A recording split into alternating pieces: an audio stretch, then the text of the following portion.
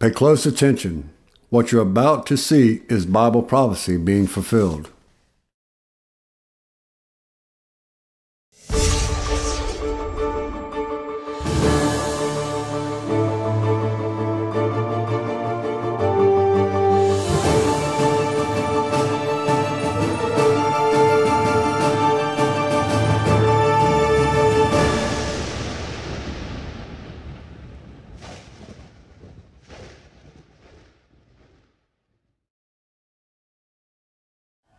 Welcome to another edition of YPN News, bringing you news as it relates to Bible prophecy and foretold by Yeshua Hawkins. Well, we'll start our broadcast off tonight with news from Europe and the economic troubles that they're facing. But this time, Jeff, it's not Greece that's facing the problems. It's Cyprus. That's right. We'll now turn it over to our correspondent, Larry McGee. Now, Larry, we understand that Cyprus is seeking another bailout, but it's not been making a big splash in the news media like Greece was. Is it because it's not that big of a deal, or is it?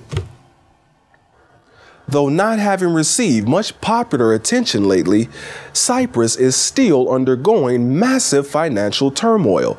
And this week, riot police lined outside Parliament as it was scheduled to vote on a tax law which many are calling a cash grab.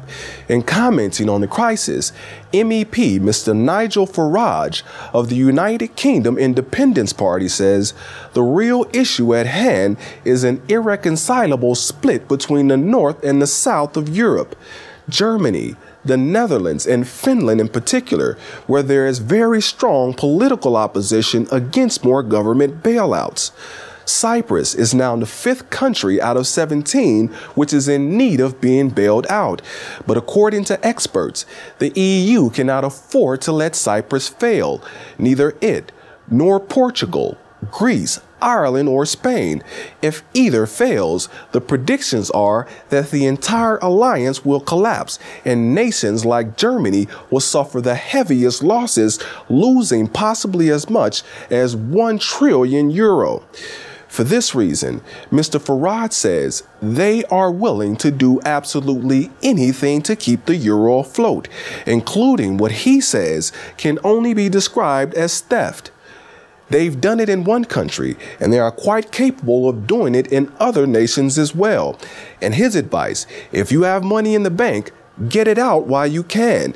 And to foreign investors, don't invest in the Eurozone.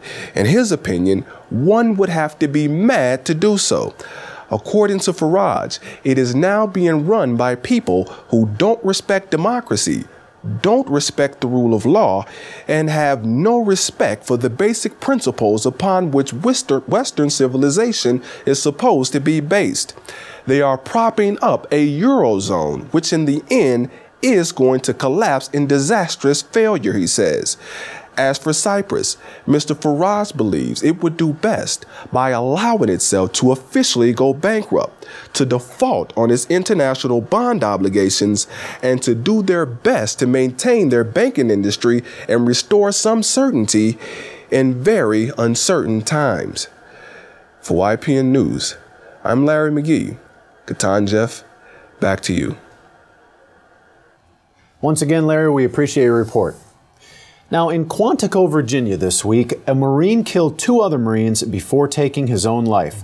The authorities are trying to learn more about the suspect and a possible motive as to why 3 active duty Marines are now dead. The shooting began around 11 p.m. when the suspect shot and killed 1 Marine inside a barracks building at Quantico Marine Corps Base.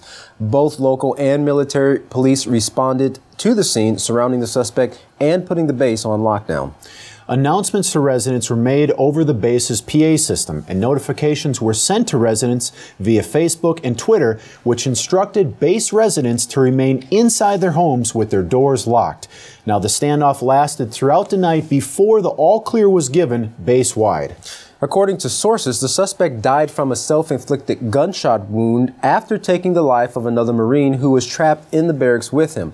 Now, to give you a sense of what a tough week it's been for the Marines, Jeff, there's been no fatalities in Afghanistan in the month of March. But just this week alone, there have been 10 fatalities in the United States. Now, in other news, police are hoping a high-speed chase and shootout in Texas may give clues to who murdered Colorado's chief of corrections in cold blood. Now, as local police in Wise, Texas were doing a routine traffic stop, the suspect sped by them at a high rate of speed and opened fire. Now, Chief Rex Hoskins recalled he had his arm out of the window and he was just shooting. That sounds scary. After his car was struck broadside by an 18-wheeler, the suspect amazingly exited the mangled vehicle with a firearm and engaged deputies in a firefight. He was eventually taken into custody, but is now believed to be brain dead, probably from the trauma from the impact. Initially, the identity of the suspect was a mystery since there was no identification found on him, but police now believe the suspect is Evan Spencer Ebal, but are seeking conclusive identification. Now, the suspect's car, a late model Cadillac, is actually what caught the eye of police. It appears to be a very similar vehicle to a suspicious vehicle seen outside the home of Colorado Corrections Chief Tom Clements. Now, he was gunned down at his front door Tuesday night. Now, Colorado police believe his killing was not random, but a specific target. Texas police are looking into a second possible murder connection. Nathan Leon, a pizza delivery man, was shot and killed last Sunday. Texas police discovered a Domino's pizza jacket and a pizza delivery box inside Ebal's car after he was apprehended. Police are hoping the suspect's gun and ballistic evidence will help them figure out if he was involved in either killing. We now move to recent events in Syria. Now, President Obama says that the use of chemical weapons would be a game changer. President Obama believes that President Assad has lost his credibility. Wow. According to recent Syrian state TV, President Bashar al-Assad made a rare public appearance. Despite the fact that Syria has been marred with violence for 2 years, Mr. Assad seemed confident and in control. He visited a children's center for victims injured in the conflict, and he comforted some of their mothers and told them that the war was one of will and perseverance. In the province of Aleppo, Syrian state TV showed video of what appears to be injuries caused by chemical weapons fired by rebel fighters. Syrian rebels confirmed that a Scud missile did hit the area, but that it was fired by the Syrian government. Well, sounds like a lot of tit for tat there.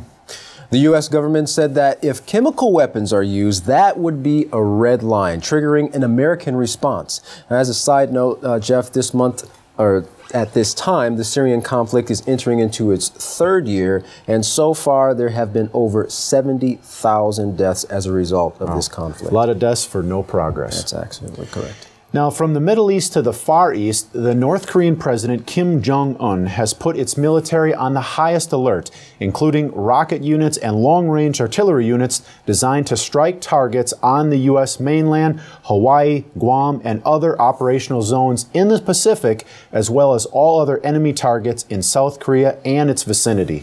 President Un said, in order to protect our nation's sovereignty and the highest dignity, we will show off our army and our people's stern reaction through military actions. Now, focusing our attention a little bit on South Korea, according to the U.S. Department of Defense, the United States has 37,000 troops stationed in South Korea.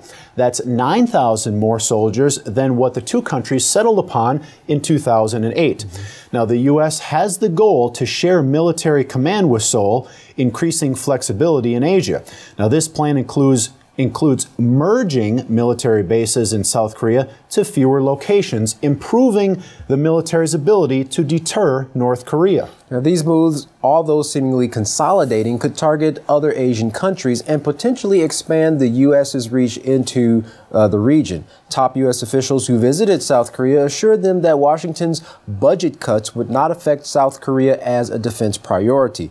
Despite that, some South Koreans worry about the financial burden that they'll have to bear. Now, many South Korean residents don't desire the added burden in additional taxes for the added number of U.S. troops in the area.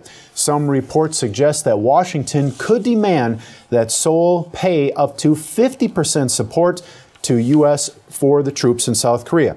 Now, currently, Seoul is expected to pay $770 million, and the next year's projection cost could top as much as $900 million. Now, Katan, that's a lot of money for military. Oh, yeah. But Salvation is absolutely free. Now you can contact the House of Yahweh to get your free copies of the latest Prophetic Word magazine and monthly newsletter. You can simply do so by writing the House of Yahweh at P.O. Box 2498, Abilene, Texas 79604. You can also call at 1-800-613-9494. You can also email them at info@yahweh.com, and don't forget to visit their website at www.yahweh.com or www.yisroelhawkins.com. And of course, all calls outside the United States, please call the number on your screen. Well, don't go anywhere. Up next is Yisroel Hawkins, explaining Bible prophecies and giving you scriptural knowledge that no one else can. For all of us here at YPN News, I'm Jeffrey Heimerman. And I'm Katan Alexander. Thanks for joining us.